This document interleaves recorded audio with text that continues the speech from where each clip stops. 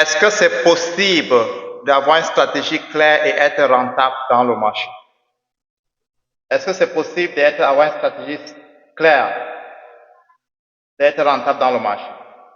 Est-ce qu'une seule stratégie suffit pour devenir rentable en trading?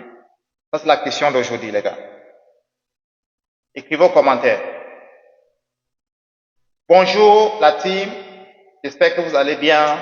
Soyez la bienvenue chez Scipien FX. Nous sommes en 2026 et nous allons démarrer en plein gaz cette année-ci très bientôt.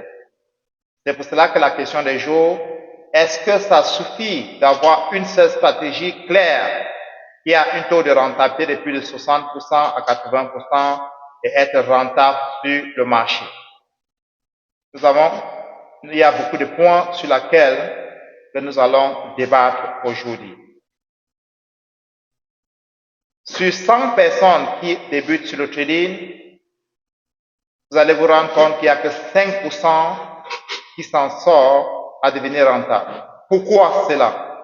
Pourquoi il n'y a que 5% qui s'en sort pour devenir rentable? Pourquoi, les gars? Est-ce que vous avez eu à vous poser cette question? Pourquoi? Le trading est un des métiers où ça n'a pas de plafond, les gars, mais c'est l'un des métiers les plus difficiles, très difficile. Pourquoi cela? Parce qu'en trading, il ne suffit pas tout simplement d'être compétent et être un trader en succès. Je dis bien, il ne suffit tout simplement d'être compétent et être un trader en succès. C'est pour cela que le trading a quelque chose à voir avec les finances, les gars, avec les finances, les gars. Est-ce que dans votre famille, c'est ceux-là qui sont les plus compétents à l'école, ou bien c'est ceux-là qui sont les plus doués, qui sont des hommes à succès? Posez-vous cette question, les gars. Est-ce que dans votre famille, est-ce que c'est ceux-là qui sont les plus compétents, ou bien c'est ceux-là qui sont les plus doués, qui sont les hommes à succès dans votre famille? Posez-vous cette question, ou bien regardez un peu, prenons un peu un pause, et vous regardez un peu ça autour de vous, les gars. Vous allez remarquer quelque chose de très pertinent. Vous allez vous rendre compte qu'autour de vous, à la maison, ou soit dans votre famille, vous allez avoir deux tontons que vous admirez bien. Il y a un peut-être qui est cadre, il gagne très bien sa vie. Il a peut-être 1 million de francs CFA, il gagne par mois. Mais vous allez vous rendre compte qu'il y a qu'un autre à côté qui gagne peut-être 500 000, mais qui est moins doué. Ça veut dire qu'il n'a pas beaucoup fréquenté et tout. Mais vous allez remarquer à la fin de leur carrière. Peut-être vous remarquez à la fin de carrière, celui qui gagnait 1 million de francs CFA et finit une carrière pas très stable. Mais vous vous rendez compte que celui qui gagnait seulement 500 000 et finit une carrière très stable. Pourquoi ça, les gars? Pourquoi vous posez cette question? Excuse-moi de venir dans tout ce que je suis en train de venir là, c'est parce que vous comprenez donc le but du trading. Le trading a quelque chose à voir avec la finance. Et la finance, ce n'est pas celui qui gagne le plus gros montant pendant sa carrière, qui sera l'homme peut-être stable pendant sa retraite.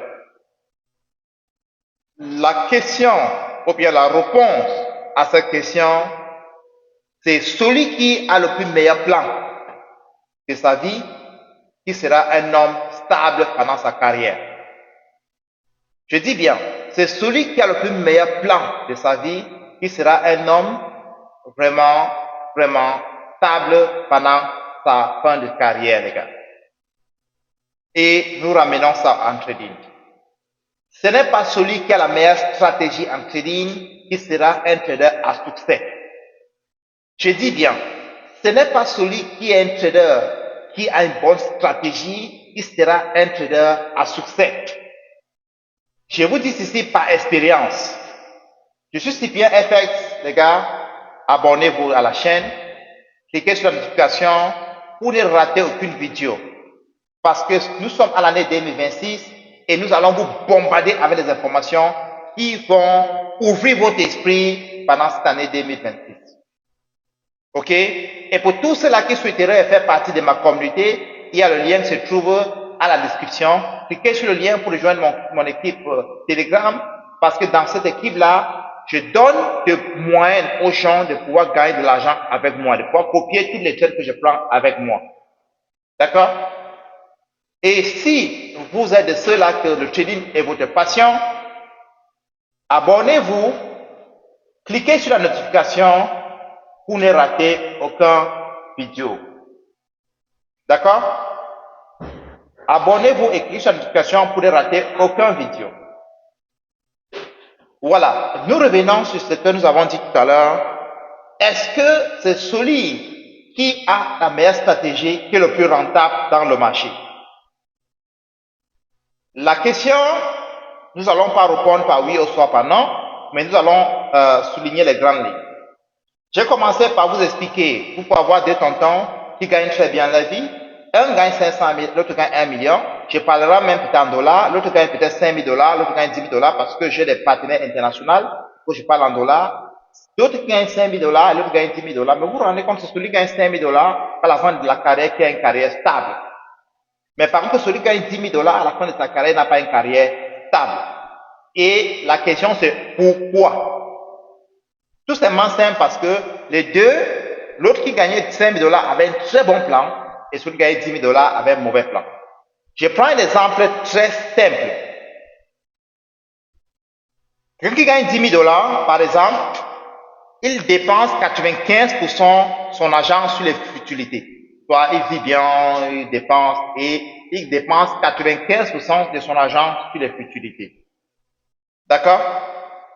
Et celui qui gagne 5 000 dollars, il dépense, par exemple, 60% de son argent pour vivre. Et il épargne, ou bien il investit 40%. 40% de 5 000 dollars, c'est à peu près autour de 1 500 à 2 000 dollars par là.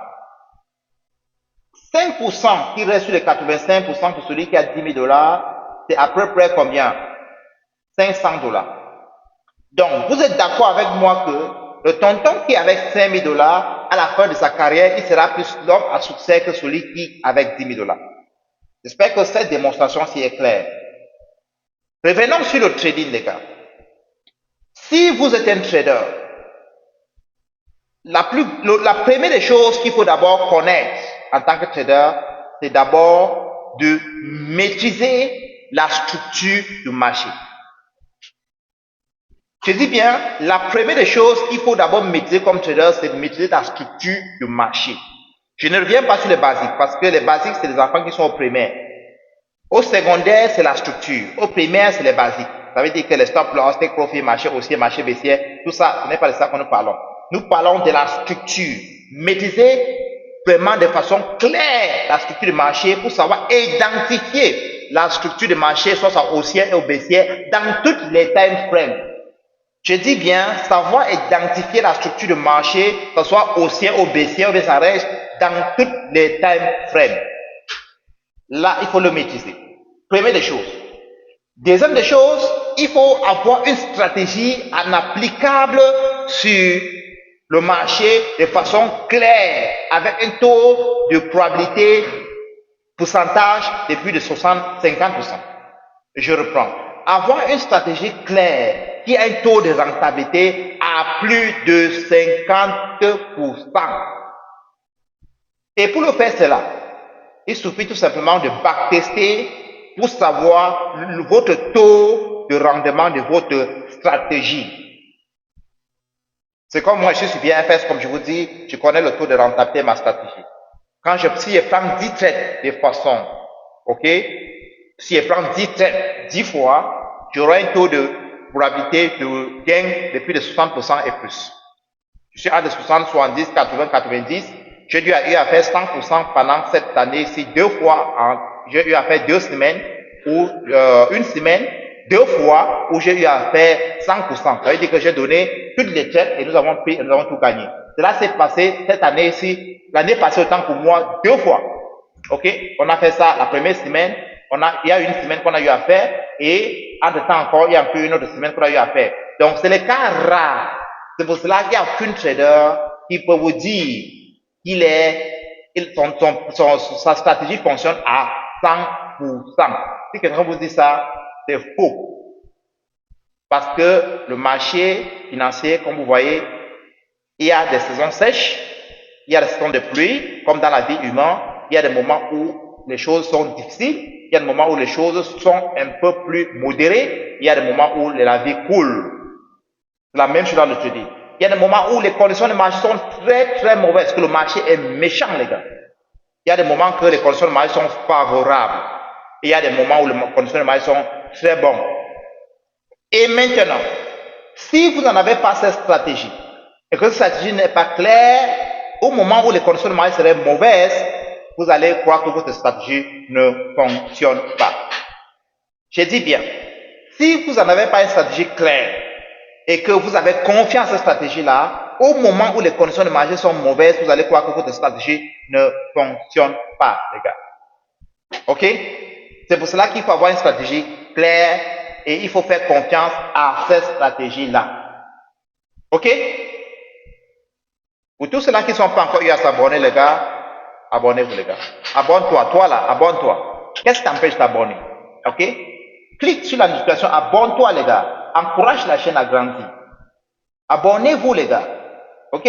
Vous ne perdez rien en faisant cela. Abonnez-vous. D'accord? Ok? Pour que chaque fois qu'il y a des nouvelles updates, pour que vous soyez notifiés. Ok? Parce que dans cette chaîne, vous avez beaucoup à gagner. Ok, nous allons continuer. Comme nous dirons tantôt, les gars, la stratégie, celle ne suffit pas. Ok? Et donc, quand vous avez cette stratégie, il faut connaître le pourcentage de gain de cette stratégie. Quand vous le connaissez maintenant, il faut l'on savoir, les gars, les gars, la stratégie, celle ne suffit pas. Il faut donc établir un très très bon plan. Il faut établir un très très bon plan parce que ce n'est pas le trader qui a la meilleure stratégie, qui sera le plus rentable dans le marché, ou bien qui sera le trader le plus succès dans le marché financier. C'est celui qui a le meilleur plan qui sera le trader le plus rentable dans le marché financier, les gars. Je vais casser ça en morceaux pour que vous compreniez mieux, les gars. Que je casse ça en morceaux pour que vous compreniez mieux. Et si nous allons parler avec les termes de trading, je suis un trader que je traite l'or. Je suis le marché financier, je traite l'or. Ok? J'ai un capital, par exemple, de 1000 $. Je traite l'or. La première des choses que je dois me poser comme question, combien est-ce que je dois risquer par trade? Voici la première question que vous pouvez poser comme trader. Combien je risque par trade? Selon les normes, un trader conscient ne doit pas risquer plus de 1% de son capital par trade. Selon les normes. C'est-à-dire, si j'ai un capital de 1000 $, je risque combien? C'est-à-dire, sur chaque trade, si je veux risquer 1%, je dois risquer 10 $ par trade. Ok? Et si je risque 10 $ par trade, pour que je puisse cramer le compte de 1000 $, il faudra que je prenne 100 trades et je paie tous les 100 trades pour que je puisse cramer le compte. Vous êtes d'accord, les gars? Est-ce que vous êtes d'accord avec moi? Si vous êtes d'accord avec moi, que pour que je crame le compte, je dois prendre 100 trades, et si je paie les 100 trades, le compte est cramé. Je reviens sur quelqu'un qui a une stratégie et qui a un taux de gain, de rentabilité à 50%. Ok, les gars? C'est chaud aujourd'hui, les gars. J'ai décidé de vous révéler la pure vérité en trading, que beaucoup de mentors ne voudront pas vous dire cela. Parce que vous allez voir l'internet, j'ai la meilleure stratégie. J'ai la meilleure stratégie. Est-ce que la meilleure stratégie fait de toi un trader rentable? Non. Comme nous revenons encore sur notre 1000 $. J'ai 1000 $, je risque 10 $, il me faut risquer, si je risque 100 fois, je perds, le compte est à terre. Maintenant, si déjà vous avez un taux de rentabilité de plus de 50%, et que chaque fois que vous prenez un trade, vous gagnez x2. Parce qu'un trader, chaque fois qu'il prend un R, il